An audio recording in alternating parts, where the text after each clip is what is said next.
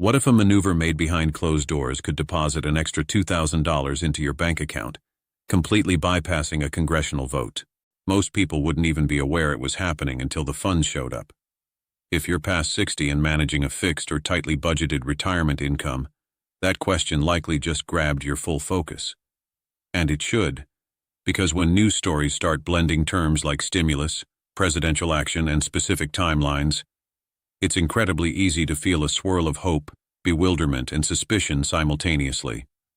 Today, my aim is to pause the noise, separate fact from feeling, and guide you calmly through what has actually been stated, what remains unconfirmed, and the realistic implications for your situation. For over a decade, I've dedicated my work to supporting American seniors and retirees, individuals just like you, in safeguarding their nest eggs, deciphering policy shifts, and making assured money choices in their later years. I've witnessed firsthand how rapid-fire news cycles can generate unwarranted anxiety, particularly where finances are concerned. My purpose here is not to spark excitement or fear. It is to provide you with understanding, context, and a sense of calm assurance. By the time we finish, you will possess a far clearer picture of the true state of affairs, stripped of sensationalism, political angles, and urgency. In recent days, there's been revived focus on a potential $2,000 disbursement. It's been labeled a stimulus check at times and described as a special dividend at others. This renewed spotlight didn't originate from social media gossip or unnamed insiders. It stemmed from remarks given by the president in a recent public conversation. That's precisely why this development is significant. It marks the first instance in many months that this concept has been addressed so directly after a long period of quiet. For numerous seniors, that silence was perplexing. When assistance is hinted at and then vanishes from public discourse, it's only natural to question if it was ever a genuine possibility. During that interview, the president pointed toward two key items that instantly captured public notice. First, he hinted that these $2,000 payments could still materialize before the year ends. And second, this is the part that really made people sit up, he proposed that approval from Congress might not be necessary. In essence, he alluded to the potential for this to be accomplished via presidential directive. That one comment has fueled the majority of the headlines you're currently encountering. I completely understand why. For retirees who recall the lengthy deliberations of past relief efforts, the notion of circumventing Capitol Hill sounds almost unbelievably straightforward. Now, before we proceed another step, I need to be perfectly transparent and balanced with you. As of this very moment, no formal policy draft exists. There is no definitive list of who qualifies. There is no authorized payment schedule, and no executive order has been signed. What we possess is a development, not a certainty. And a crucial part of preserving your financial health is recognizing the gap between those two concepts.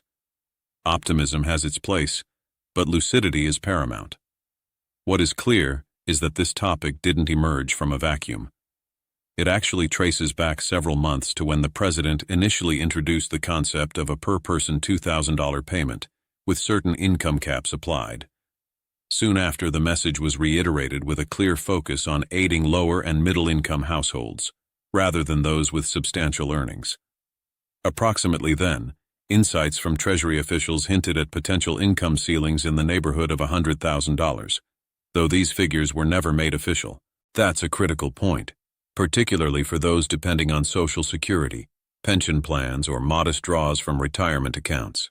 For many in their retirement years, the biggest puzzle isn't whether the money would be useful. It obviously would be. The muddle comes from not knowing whether to factor it into expectations, adjust plans for it, or just disregard it entirely.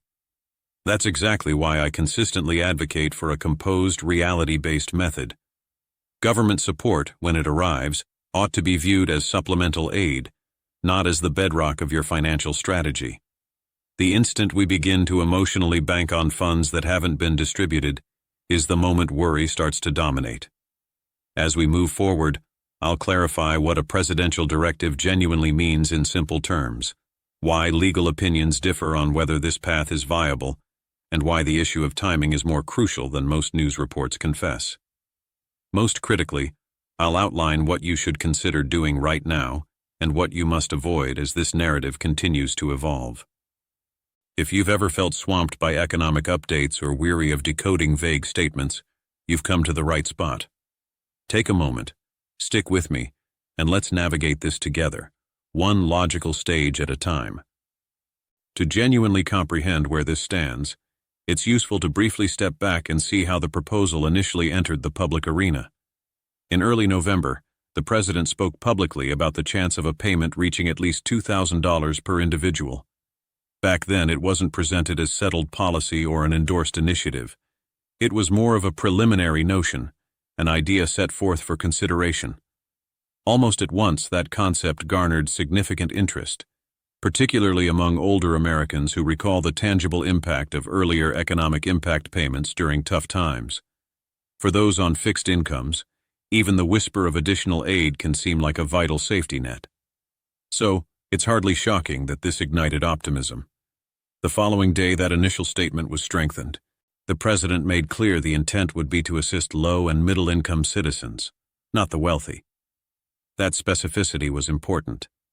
It indicated this wasn't designed as a universal payout for all, but rather as targeted relief for those most strained by increasing expenses.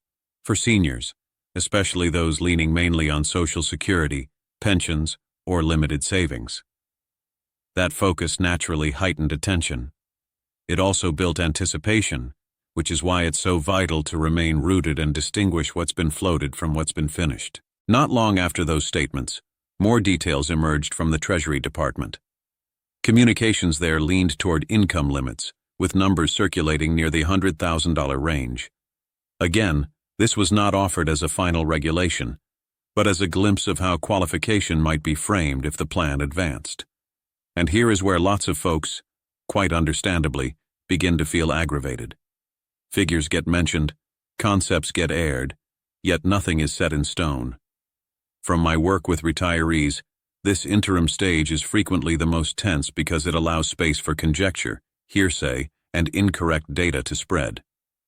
So, let me state this plainly, because it's essential. Right now, no official proposal outlines who is eligible, how income would be calculated, or when funds would be sent. There's no published document to reference, and no application to complete. Everything we're analyzing currently is rooted in public comments and interviews, not enacted legislation. That doesn't render the idea irrelevant. It simply means it's not complete. And grasping that difference shields you from the emotional roller coaster as news angles shift weekly. Now, one of the most debated elements of this update is the insinuation that Congress could be sidestepped altogether.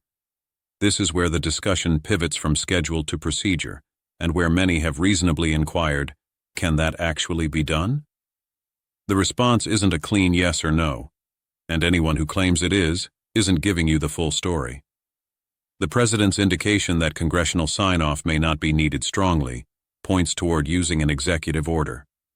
That specific term has generated substantial misunderstanding, so let's decelerate and discuss its real meaning. An executive order, put simply, is a command issued by the president to oversee functions of the federal government. It isn't fresh legislation enacted by Congress. It's more akin to an instruction on how to implement existing statutes or allocate current resources. View it as operational guidance for the machinery of government, not a whole new set of laws. Some directives are narrow and administrative. Others carry significant weight. Historically, presidents across the political spectrum have utilized them, particularly when Congress is gridlocked or slow to act. The contention here revolves around legal power.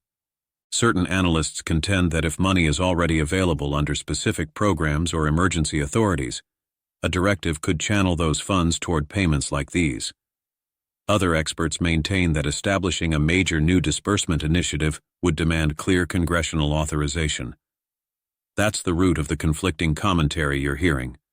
Both perspectives have merit, and until something is formally issued or legally contested, nobody can declare the ultimate outcome with total confidence. What is most relevant for you, as a senior mapping out your financial path, isn't which argument prevails, but what this lack of clarity implies for your outlook. Even if an executive action is legally feasible, that doesn't guarantee it will occur swiftly. It doesn't mean it won't encounter legal obstacles, And it doesn't mean checks would land in accounts immediately. Presidential orders can still be postponed, altered, or halted, especially when substantial amounts of money are in play. This is why I promote a tranquil, patient outlook. The reference to an executive order does indicate a degree of intent. It implies the idea isn't dead, but intent is not the same as a done deal. The most prudent stance currently is to keep abreast of developments without letting your emotional equilibrium hinge on an outcome that remains provisional. Hope is positive. Basing your entire sense of safety on a potential payment is not. As we go on, I'll help you see why timing is such a major factor in this dialogue, why the phrase later this year deserves your attention, and what past patterns tell us about when these sorts of determinations typically occur. For now, just hold this thought. You haven't overlooked anything. You haven't made any error, and no action is required from you yet. Sometimes the smartest strategy is simply to hold steady while the broader landscape comes into view. One expression from the president's remarks has probably been echoing in many thoughts. Later this year. Those 3 words might seem indefinite, but in the realm of governmental action, they are actually quite informative. When officials use that language, it typically signals there is a goal, but not immediate haste. It suggests a matter is being weighed, debated, and balanced against other objectives. For seniors, particularly those who count on predictable cash flow, it's crucial to hear that phrase accurately and not read into it with personal guesses. Historically, when government disbursements or aid plans are talked about without a fixed day, the timing often becomes tactical. Choices like these are seldom accidental. They tend to coincide with economic stress points, collective opinion, or periods when financial support might ease wider anxieties. That doesn't imply anything underhanded is occurring. It just means scheduling is deliberate. And when you hear later this year, it's prudent to interpret that as a broad time frame, not a pledge linked to a particular date. Many instinctively start to speculate. Could it be summer, early autumn, or near year's end? While wondering is natural, it's also where unease often seeps in. I've counseled many retirees who shared that the most difficult aspect wasn't budgeting or saving. It was the waiting, the questioning, and the not knowing when something might change.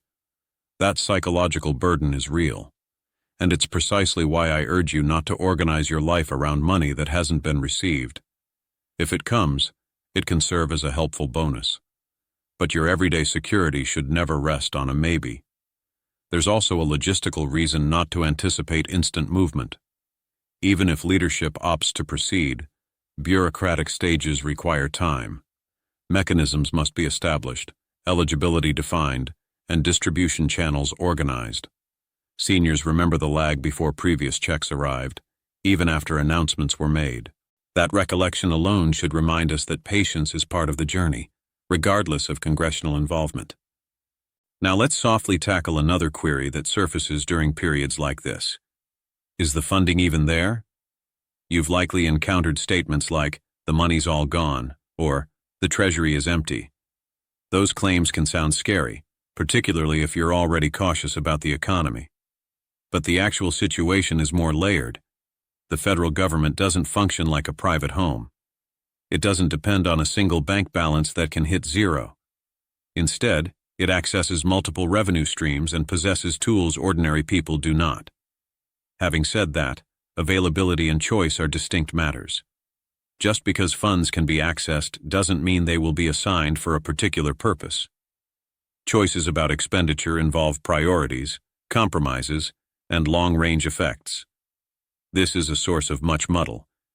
People hear that the government can generate or reallocate money and presume payments are therefore unavoidable. In reality, ability does not equal obligation. From a retirement planning viewpoint, this separation is profoundly important. I've observed seniors experience premature relief, convinced assistance was assured, only to face letdown later. Protecting your emotional and financial health means staying anchored.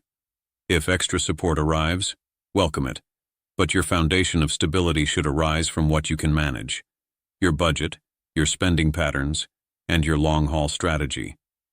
It's also valuable to recall that policy choices don't occur in a bubble.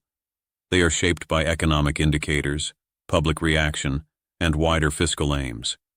Sometimes that leads to action faster than anticipated. Other times it leads to ideas gradually dissipating. Neither result reflects your value or your level of preparation. It's simply how large institutions operate. So, as we consider timing and funding in tandem, here's the balanced takeaway I want you to retain. Nothing in this update suggests you should alter your plans, make hasty decisions, or feel you're lagging behind. You are not losing out by waiting. In fact, remaining calm and informed is one of the most powerful positions you can occupy.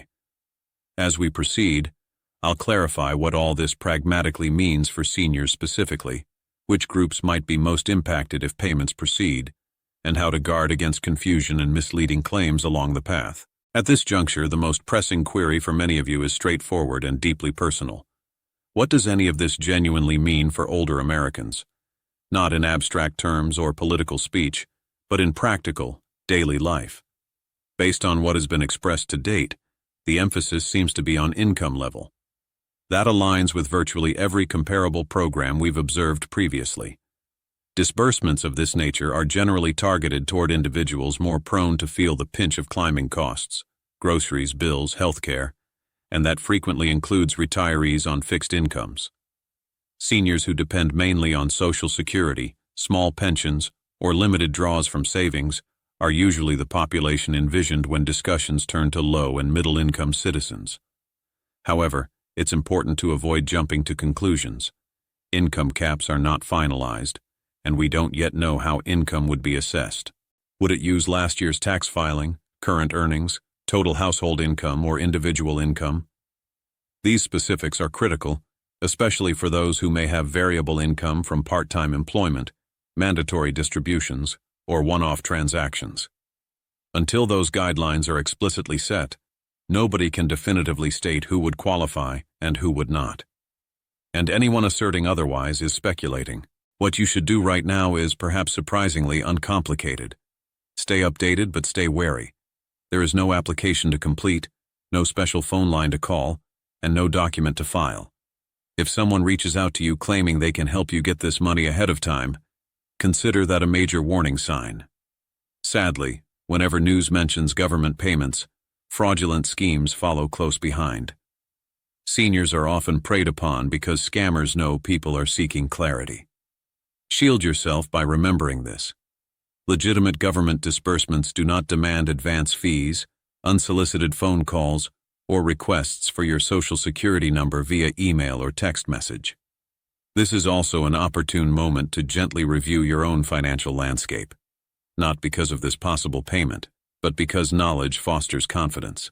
Understanding your monthly outlays, your dependable income sources, and your buffer, even if it's modest, helps you feel more resilient regardless of future events. If additional money appears, it can be deployed wisely.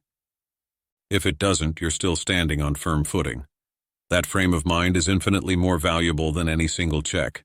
I also want to recognize an emotional element here, because it's significant. When you've labored your entire life, contributed to the system, and watched prices climb quicker than benefits, it's normal to feel that support should be more consistent. Many seniors tell me they aren't seeking handouts. They're seeking fairness and predictability. That sentiment is valid, and it's exactly why unambiguous information is so critical. You deserve truth, not emotional peaks and valleys driven by news cycles.